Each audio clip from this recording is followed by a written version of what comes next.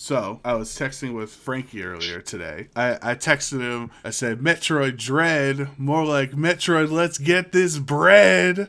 And he sent me back a selfie of him, like visibly disgusted with me. It was so good.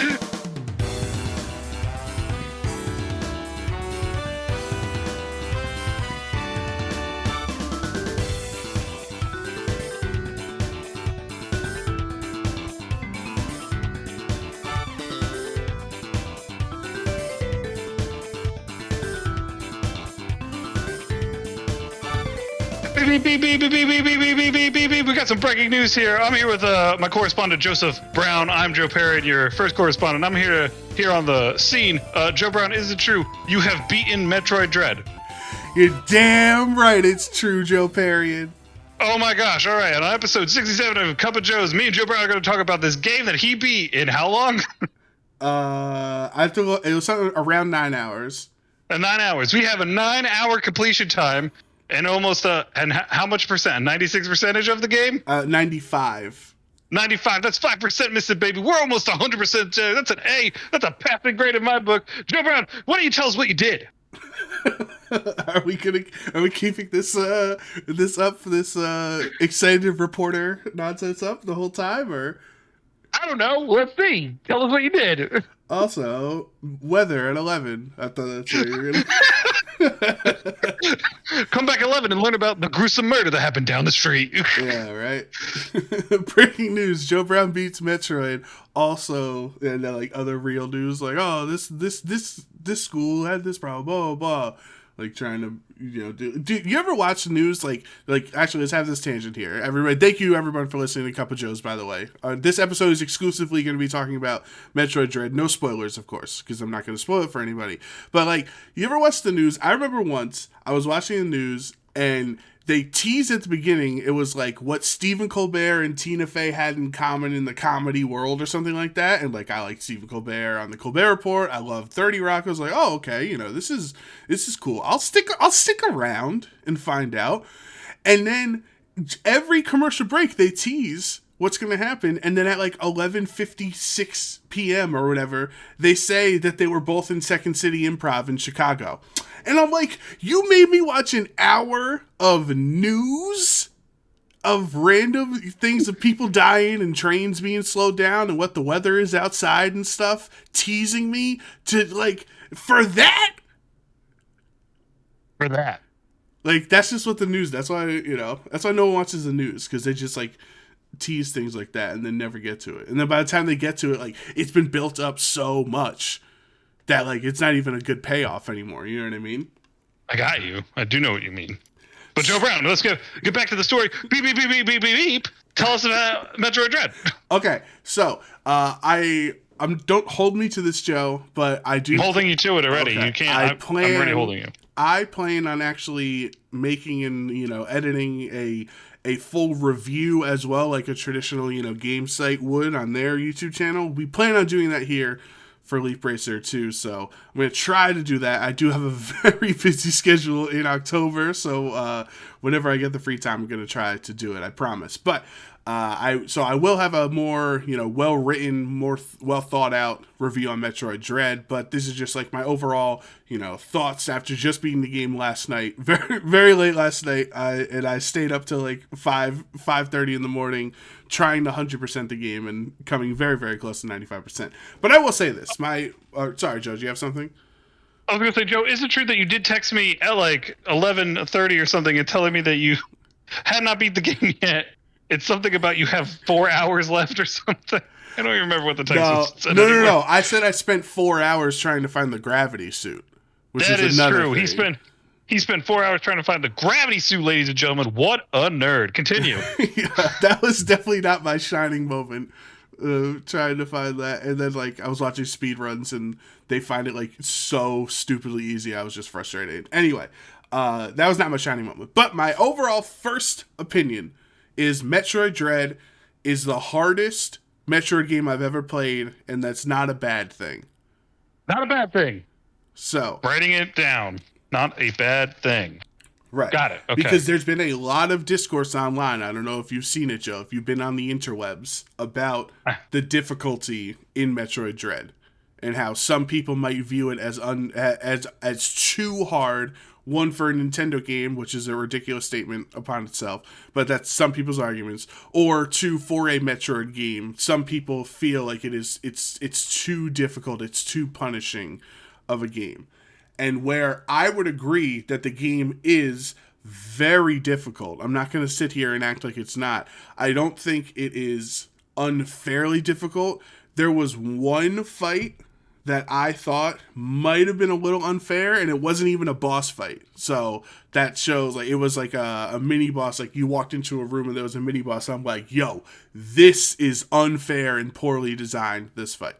So I could tell you that one off the air, because I don't want to say for any of the fights for people listening. But besides that one fight, every boss battle was tough. But when I died or when I was unable to beat it, it was actually my fault. And you know what I mean? Like, that's the one thing that people can always complain about in hard games where they feel like they die and it's not their fault. That's what you can complain about. I never felt like I was like, oh, Samus didn't do what I wanted her to do. And it was like, no, I messed up my dodge time. I messed up the parry. You know, I got hit by the ooze or whatever. You know what I mean? Like, it was my fault. So... I mean, there were some fights that took me like 45 minutes to beat, and I didn't feel proud of myself that it took that long. But once you recognize the attack patterns, just like many, you know, boss battles there are, like, you can get through it. I will say, to the detriment of the game, though, like, saying it is too hard, in my opinion, it is not too hard, but it is certainly not beginner friendly. Like, it is not welcoming to new Metroid players. I think did I send you the tweet, Joe?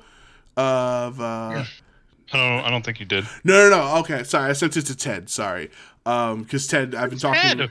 My friend Ted, I mention him all the time on the podcast. I thought I was your best friend. I'm not getting these text messages. I just get these text messages of when you want to record. How you doing today? Okay, hold on a second. I'm checking my phone to make sure that I don't incriminate myself here without saying it. Hold on. Yeah, I sent you me killing all the Emmys. Okay. Hold on. What's the one with the you're a liar. I did. I sent it to you and Schnabel in our Cup of Bros group text. I sent it to you. Jason Schreier's tweet on Saturday. When? Jason Schreier's tweet. So I'll just read it out loud. So Jason Schreier, big gaming journalist, writer, reporter, said, "Please report that Metroid Dread rules." And somebody replied to him, "Will I like it if I've never played a Metroid game and get frustrated with difficult games?" And he replied, "Nope!" Exclamation point. And that's just like it's the perfect answer. This is not a beginner friendly game. Maybe Metroid Prime 4 is going to be more interesting for newer people and they'll try to ease you in better. But like, Joe, if you've never played a Metroid game before, especially if you have not played Metroid or Samus Returns on the 3DS, which is what this game's predecessor was. It was a remake of Metroid 2 that Mercury Steam was in charge of recreating, and Mercury Steam was now the main developer behind Metroid Dread. And you can see a lot of the similarities. Like, if you didn't play Samus Returns or if you've never played a Metroid game before, you're going to think this game is unfair. So, like, I probably would not recommend... There's going to be kids at Christmas getting Metroid Dread, from their parents thinking, oh, this is the new shiny Nintendo game, and there's going to be a lot of, like, tears from those kids because this is not very beginner friendly. I don't necessarily think that's a bad thing, but, like, what are your thoughts? Are you expecting this to be more open to new people because they want more Metroid fans, or like, are you okay with it not being very, new player accessible? I'm fine with it not being very new player accessible. Look at Dark Souls. They have a thing down to a science. I'm sure people from the Dark Souls like community might hear about this and come try the game out. People nowadays are all about trying to be hardcore gamers and like deal with that hardcore like gaming stuff. So yeah, I don't think it'll be. I don't think it'll stop people from coming to play the game, if that's what you're saying. I think people will still come and play the game. So thank you for bringing that up, because that was another thing I want to talk about. everyone and their mother is the greatest hardcore Chad gamer on the internet. Everyone's like, oh my god, this game is not hard at all. I beat every boss on my first try, blah, blah, blah.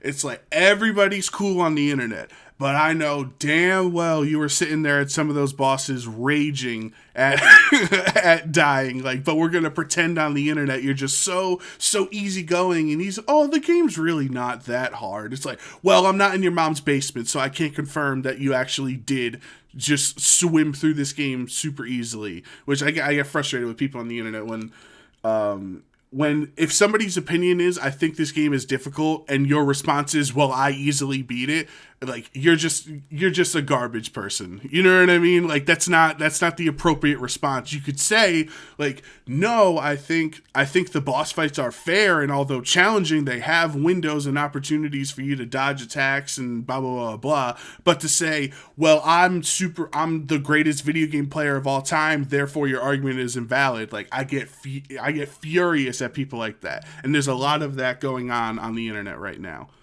Yeah, they're all like, well, I'm Chuck 4929 and I beat the game in under 6 hours. Right. They're like, oh, why are you complaining it's hard? You're just bad. Like the same get good argument of Dark Souls. Yeah. So like I beat it super easily because I'm just the coolest dude around town, you know?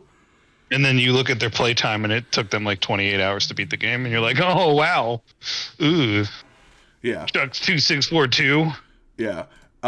So I thought we don't need to keep harping on the difficulty. It is definitely there. It is something you have to overcome. But so we can, before I talk to the positives, there was, on the Nintendo Switch, they have like these descriptions for all their games and, obviously connected to it. And yeah. So somebody looked up Metroid Dread, and apparently Nintendo, whoever writes these descriptions on the Nintendo Switch Online eShop or whatever, they deserve a raise because they've apparently been doing this with a lot of different games. Let me try. So like they're like, start off, discover or revisit 2 classic Metroid games, go Super Metroid, blah blah blah, and then they say, hold on, where is it? You can, like, in music mode, you can also jam out the tunes from the series while doing sweet Samus-inspired moves. And then they go on to Metroid Dread. And they say, please make sure you're aware of your surroundings when busting a move. It might not be fun finding yourself on the wrong end of the morph ball bounce. No, that's not a real dance move, but we like the sound of it. Also, don't do it. And then the next one, if you set the tone, this is the next bullet point. Set the tone. If you can, we suggest dimming the lights to a darker yet comfortable setting. And if possible, consider playing with headphones on at night. Not only are they great for immersion, but there's less risk of waking anyone up. Treat yourself.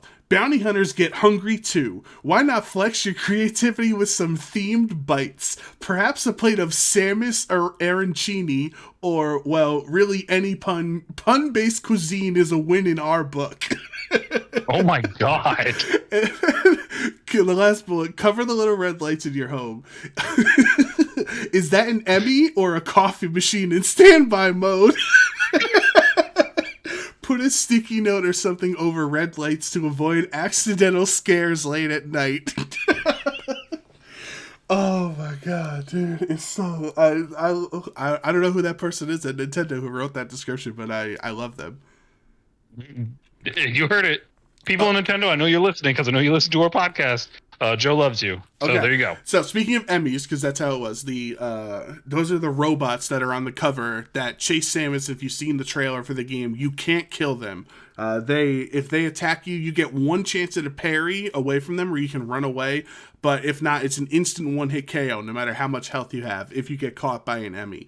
So there's seven of them in total. They don't, unfortunately, Joe, don't work like the 7 Dragon Balls. You don't collect all 7 Emmys and get 3 wishes, unfortunately. I know that's what you were rooting for. I was rooting for it. I have been watching Dragon Ball, so we're into it. Yes. So basically, it is a lot of rinse and repeat with the Emmys. The first Emmy, it shows you like you're supposed to beat it, so it shows you. So really, there's only 6 Emmys you have to fight in theory, because the first one's kind of a tutorial on how to beat them. And basically they patrol different zones. Let's say there's 9 or 10 different regions on the map on the planet.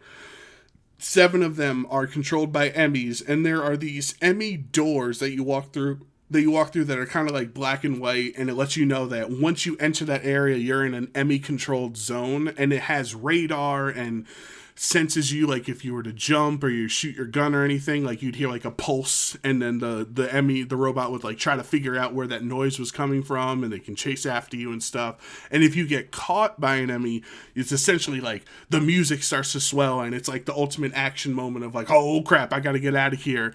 But the Emmys shut off those doors if they catch you. So if it's a yellow, if it's a yellow sensor or no sensor, you can walk through the doors, and that's how you have to get through the game. You have to get from one zone to the next without getting caught. But under the red sensor, when they're coming after you, you can't be like, "Oh, I'm about to get to the door, just let me get out," because they can't leave their zones. No, they shut them off. So that was like a smart design out of them, because people would just like run through if you couldn't. What I will say is, I like the Emmys in concept, and the first couple times I enjoyed the cat and mouse game we had to play of trying to sneak past them. But you kill all of the Emmys in the exact same way. So your weapons can't kill an Emmy. You can't even damage them. You know, if you have a power missile or your wave beam, anything like that, cannot touch an Emmy. But you get this special arm cannon after you complete a task in each Emmy zone. You get this special arm cannon that's like a one shot, essentially. Like you get one bullet use of it, that if you're able to connect onto the Emmy, you blow them up and you beat them. And pretty cool. So it leaves it simple. It leaves it simple because these aren't supposed to be like hard bosses. It's supposed to help you clear areas, right? Right. So it is definitely simple, and I respect it. You know, I appreciate that, but it does get very tiresome to do the exact same thing 7 times in 2 different areas, where it's, especially because it's not like, you know, when you play Dishonored or some of those other arcade games where it's like I can go in guns blazing, or I can try to be stealthy the whole time and never get caught. It's not like that. It's not if you get caught by an Emmy, it's when you get caught, what do you do? Because it's until later on, when you get a lot of powers that give you so much movement that you really don't care about the Emmys, and like you're essentially running circles around them. You're essentially going to run into them, and you're gonna have to find paths through and find ways. And one of the nice things is that when you're first traversing through an area, when you get caught by an Emmy, the map isn't like cleared open yet because you haven't been to different spots. So you really are running for your life, hoping you don't run into a dead end. You know what I mean? Like as if you were Samus exploring the place for the first time. Like you're just, oh, here's a ledge I can jump on. Okay, here's the thing I can slide under. Like, oh God, get me away, get me away, get me away. So the sense of, wait for it, Joe, dread that feeling gives you as you're being chased by the Emmy is very strong. It's a very strong effect of how the game makes you feel there. But the more the game goes on, and the more times that you redo the Emmy locations, the more tiresome it is, because it doesn't really change. It's very binary. It's like you are either caught or you're not. Like, the gameplay doesn't change. You get what I'm saying? Yeah, I got you. So that's where the Emmys start to fall off, in my opinion, and is somewhat of a letdown, since, for the most part, at least the trailers and stuff, they really play up that this is you versus the Emmys, and you're trying to get through the planet unscathed and stuff. And while that is mostly true, there are a lot more story-significant plot points that are not revolving around the Emmys.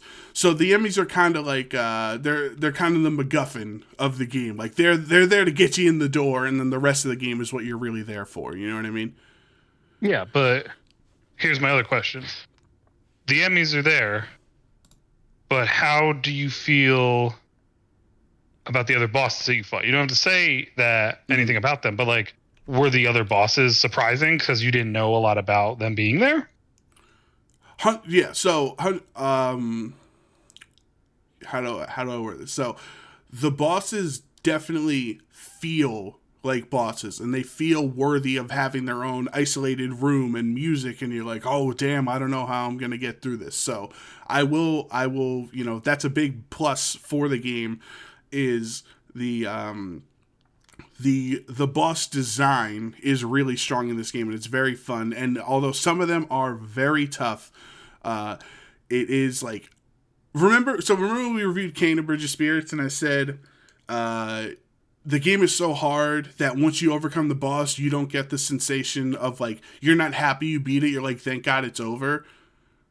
Yeah, I remember you saying that. In Metroid, it does have the classic effect of, oh, I have overcome my troubles, I've learned the attack patterns, and I accomplished this goal, and I beat the boss. And so you do get that effect. You do get that feeling of like, yes, I am excited that I beat it, that we didn't get in Kana. So that's definitely a plus for them.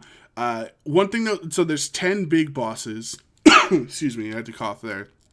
There's 10 big bosses in the game, and there's quite a number of mini bosses that have some good designs the first time around, but then like they got a silver version of the god, then they got a red version of the mini boss, then they got a gold version of the mini boss who has more health. You know what I mean? Like, so the first time around you're like, okay, all right, I like the shield he's got, and I got to parry this window, and like, all right, well, this guy's got more health than the last time I fought him, and I guess it'll just take a little longer because the exact same attacks are happening, but I'll get through them. And then he comes back again. Like, all right, now it's going to take a lot longer because he's got a lot more health than the first time. So they're kind of like, they're like foot soldiers, like in the Ninja Turtle games with the different colors, noting how much how much health they take to beat. So I will say one of the worst fight in the game that like made me want to quit because it took me like an hour was a mini boss. It was actually a mini boss fight that made me rage, and not an actual boss fight, which is interesting because you'd think it'd be the bosses that would get to you. But the actual 10 boss fights never felt unfair. Where the one fight, I won't say why, that one particular mini boss fight legitimately felt unfair, and that you were at a complete like disadvantageous position in the fight. And when I overcame that one, I was like, thank God I can continue with the game. But so on to the pros, Joe. I'm going around about. This is the best feeling Metroid game I've ever played. I have never felt more like Samus than in this game compared to any other Metroid game. Like the way that she moves, the way the cutscenes are with the silent confidence she has. Like there's a fight. So this isn't a spoiler. People want to cry about it because people put it in their reviews, but they literally show you in the direct and in the trailers and stuff that Kraid is back in the game, who's an old boss from Super Metroid. So Kraid is one of the 10 villains. He's very early on. So anyone who wants to cry about that, I don't even care. It's like Nintendo has shown you multiple times Kraid is in the game. So there's a point like where Samus has been there, done that. She's a badass bounty hunter. She's been all around the universe killing monsters and stuff. And when Kraid comes out, there's this like huge cinematic for him, and you're like, oh man, he looks so good, and with all these pixels that he didn't have on the Super Nintendo. He looks like, oh, this is a really scary fight. And you just see Samus literally like standing there, and as she's looking up at this big ass monster, she just starts charging her power shot, her charge beam. She's like, I'm not here to mess around. I'm ready to fight. You know what I mean? Like, it was such a cool thing. You're like, oh, Samus is not joking around. She's messing people up. Like, she doesn't have time for pleasantries with an old foe. She's charging her shot up and like ready to fight. And that happens in so many of the boss fights, this is where Mercury Steam comes in, because they made Samus Returns remake, the remake on the 3DS. And one of the best parts of Samus Returns was the boss fight cutscenes, where you're like, you swipe past the boss fighting and you slide under, and the camera follows Samus through the whole animation and stuff. And that was one of the best compliments people gave to Samus Returns. They do that even better here in Metroid Dread, where a lot of the parries lead to like cutscene quick time events where you parry it once and then you go on the boss's back and you shoot him with missiles, and then you backflip out of his attack and you continue missiles, and then you slide under his body and shoot him and stuff, and you're like, this is so fluid. And it's just a quick time event. You're just literally hitting Y to shoot a missile at him. But it feels so cool. It feels so cinematic, like almost movie-like. Like I'm watching this game and I'm playing through it and I'm like, God, I wish there was a Metroid TV show or a Metroid movie or something like that, because it looks so good. So combat is awesome.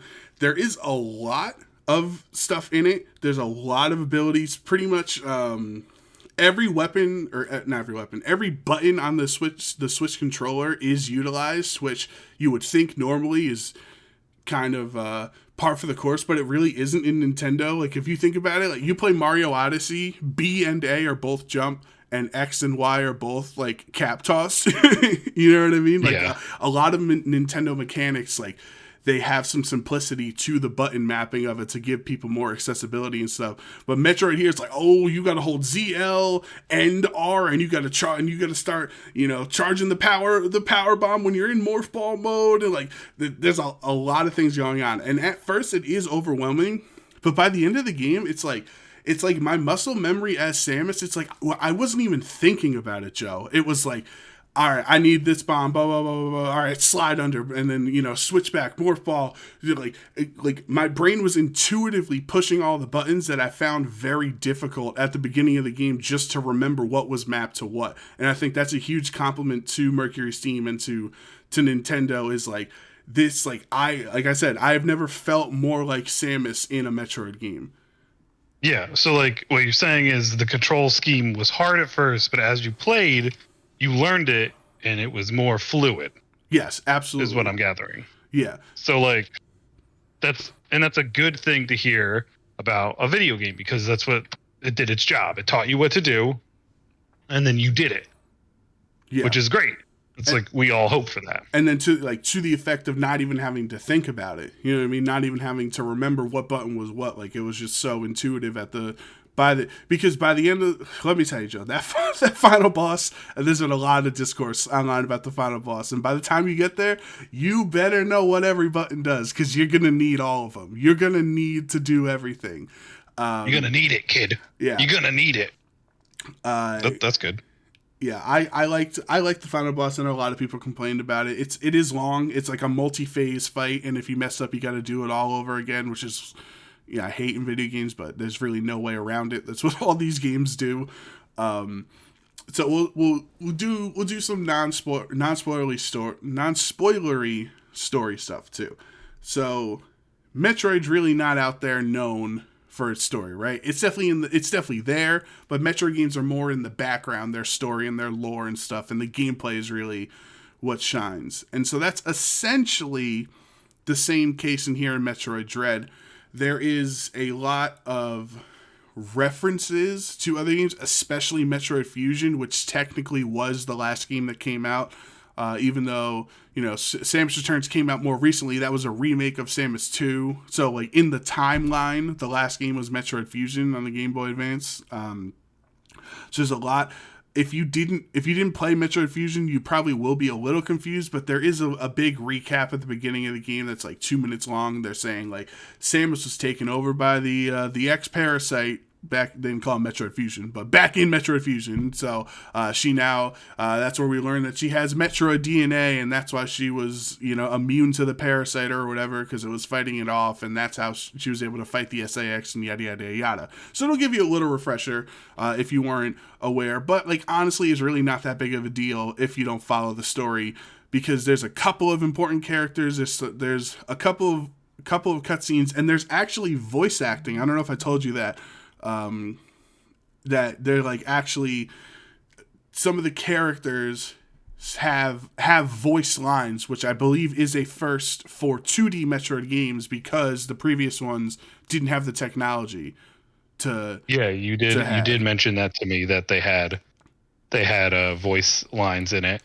and that it was like a big deal because they hadn't had him before. Right. So the one I'd want to point out, there are the characters that are just normal characters and they talk and stuff, and that's fine. But Adam, who's the computer program that helps you along your mission, and he like you store all your information on Adam's drive or whatever, and he tells you like this area is super hot, so don't go in there unless you have a suit that can handle the heat, stuff like that. But he's the one who instills dread in you more than the Emmys do, because this robot, he's not playing Joe. He thinks you're trash. He's just like, he's like, listen, Samus, I'm sorry. Someone's got to tell you, you lost all your suit. You lost all your power-ups. You're just in a basic ass suit right now. You're one person against this entire planet trying to kill you. Your chances of winning or your chances of failure are 99%. Just wrap it up, lady. Just go home. You can't do it. But obviously he speaks a lot more,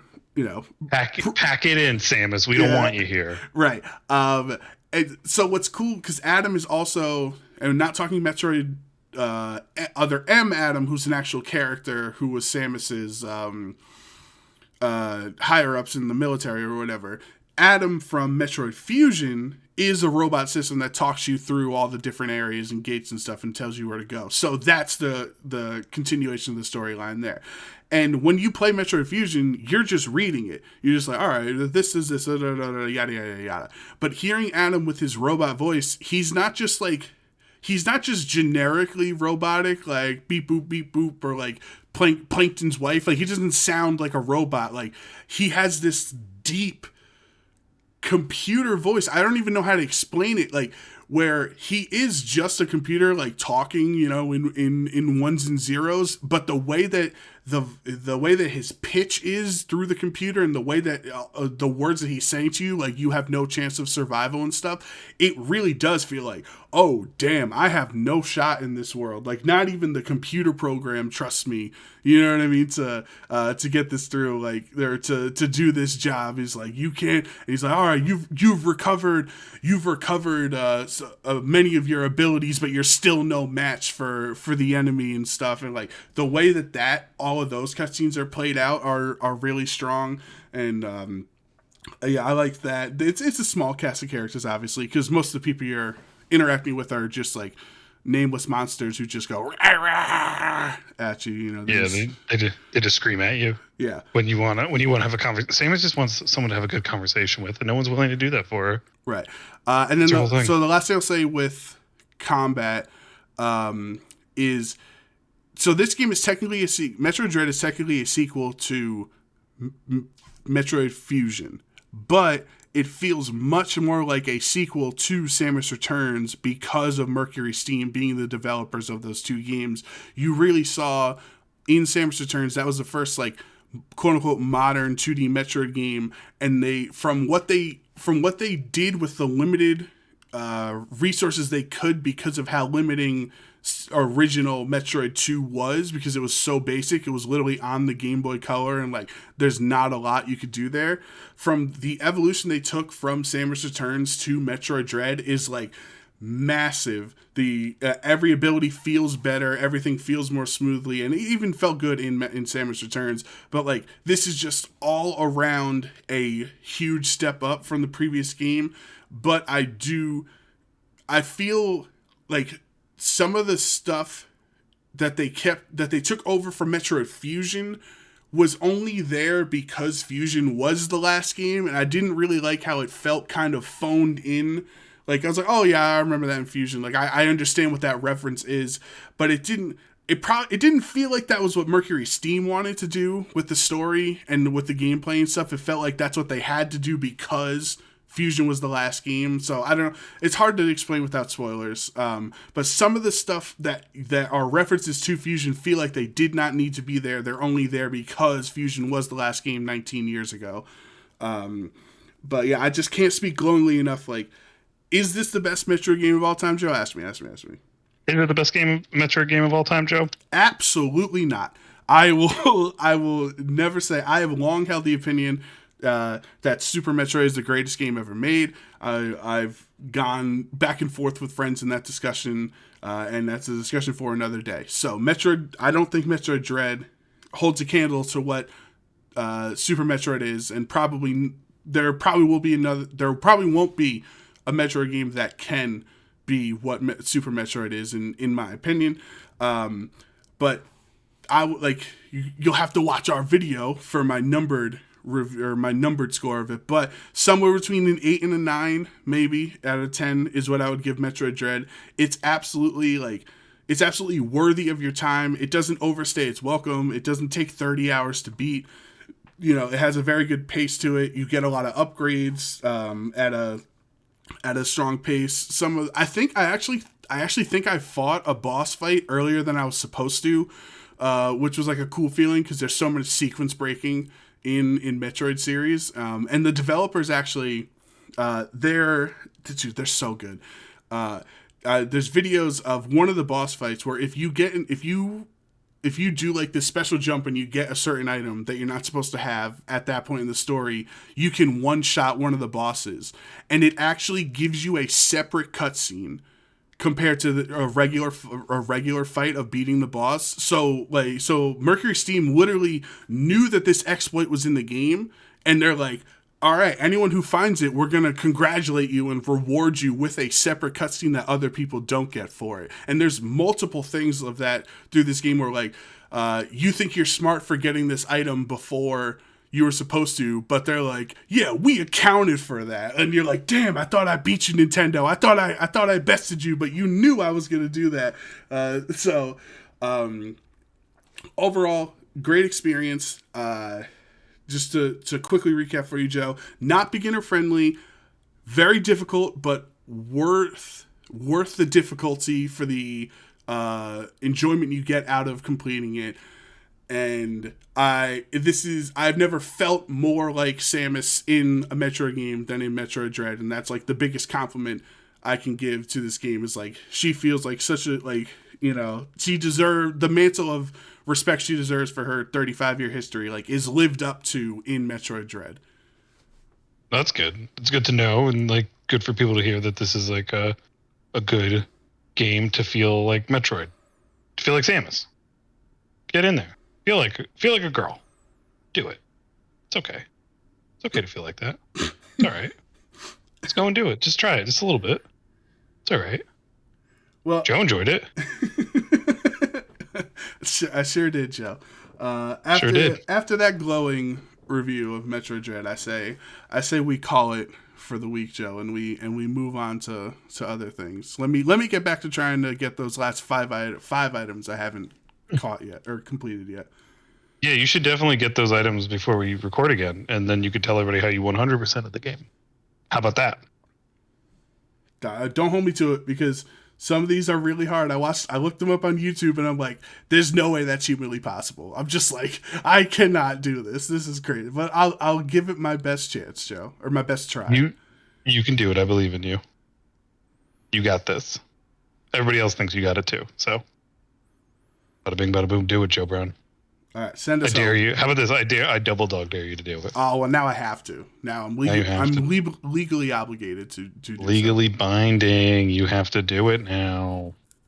All right. Well, I guess wait, or should I swap? Because you. I introed. You should take us home. All right. Well, thank you everybody for joining us here on this episode of Cup of Joes. I've been your host, Joe Brown, joined by my best friend, Joe Perrian. This has been great. For literally months I've talked nonstop about Metroid Dread, and the day is finally here, and I'm so excited, and it was definitely lived up to my expectations. So thank you all for listening to this episode. Make sure to subscribe if you're on YouTube so you can get notifications for our future episodes, or if you're on Spotify or Anchor or any audio platform, thank you as well for listening to us there, and make sure you stay connected there. But for now, Joe and I are going to sign off. We will see you on the next episode of Cup of Joe.